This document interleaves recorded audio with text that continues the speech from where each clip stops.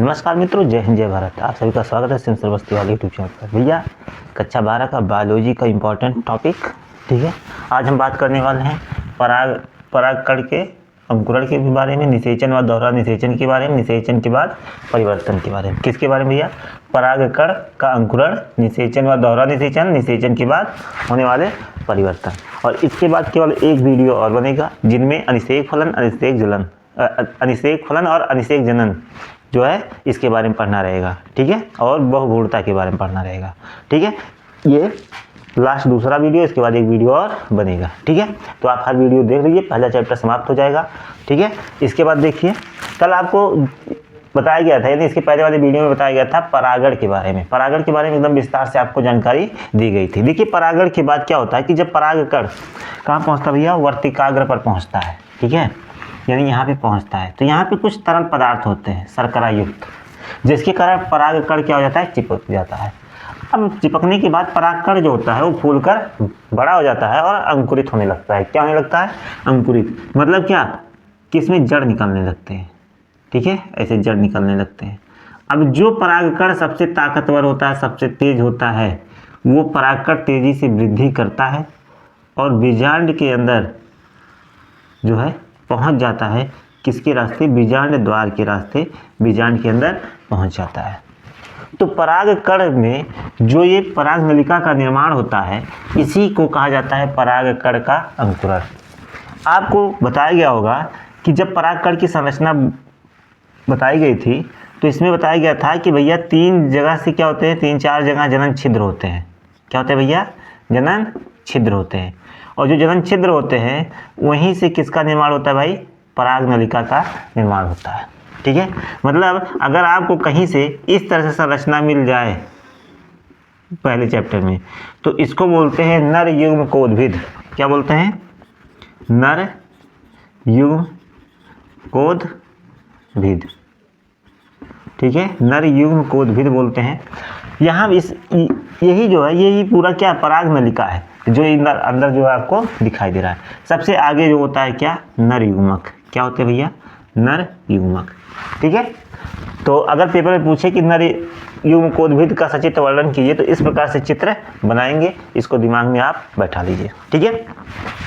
तो जब परागकण अंकुरित होकर, ठीक है, पराग नलिका जो है बीजांड के अंदर प्रवेश करता है, तो बीजांड के अंदर प्रवेश करने के बाद भ्रूण कोश में प्रवेश करता है। कहाँ करता है भैया? भ्रूण कोश में प्रवेश करता है। तो इसमें 2 चीज़ें होती हैं। पहला होता है अंड कोशिका। क्या होता है भाई? अंड कोशिका होता है, ठीक है। और दूसरा होता है क्या? द्वितीयक केंद्रक। क्या होता है? द्वितीयक केंद्रक। तो ये 2 चीज़ें होती हैं, ठीक है, मुख्य। बाकी सब सहायक है। बाकी क्या है? सहायक है, जो क्या करती हैं? सहायता करती हैं। तो परागकण जो होता है इसमें भी 2 बनते हैं। एक तो बनता है क्या? प्रथम नर युग्मक। ये क्या है? प्रथम नर युग्मक, ठीक है। और दूसरा क्या है? द्वितीय नर युग्मक, जिसके बारे में हम आपको बहुत पहले बता चुके हैं, ठीक है, नर युग्मक। समझ में आ रहा है ना? तो जो प्रथम नर युग्मक होता है वो अंडकोशिका के साथ क्रिया करता है, यानी निषेचन करता है, संलयित होता है। प्रथम नर युग्मक जो होता है, ठीक है, वो अंडकोशिका के साथ क्रिया करता है और अंडकोशिका के साथ क्रिया करके क्या बना देता है भैया? भ्रूण बना देता है। क्या बना देता है? भ्रूण बना देता है। आपको समझ में आ गया होगा। अंडकोशिका जो है प्रथम नर युग्मक के साथ क्रिया करके भ्रूण बना लेता है और ये जो भ्रूण जो होता है वो 2n होता है, मतलब द्विगुणित होता है। क्या होता है भाई? द्विगुणित, ठीक है। क्या होता है? द्विगुणित होता है, ठीक है। इसी क्रिया को ही क्या कहते हैं भाई? सत्य निषेचन कहते हैं। क्या कहते हैं? सत्य निषेचन कहते हैं, ठीक है। इसी क्रिया को ही क्या कहते हैं? सत्य निषेचन कहते हैं। इसके बाद देख लीजिए, तो जो द्वितीय नर युग्मक है वो क्या करता है?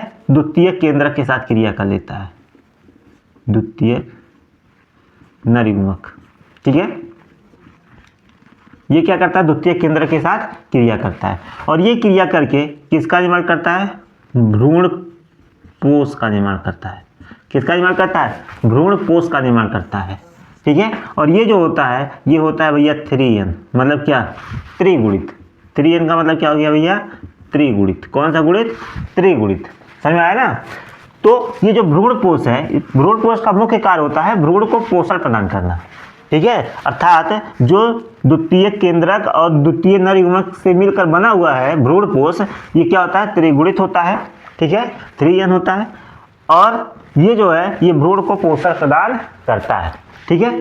अंड कोशिका के साथ प्रथम नर युग्मक क्रिया करता है, ठीक है, जिससे भ्रूण का निर्माण होता है, इस क्रिया को सत्य निषेचन बोलते हैं।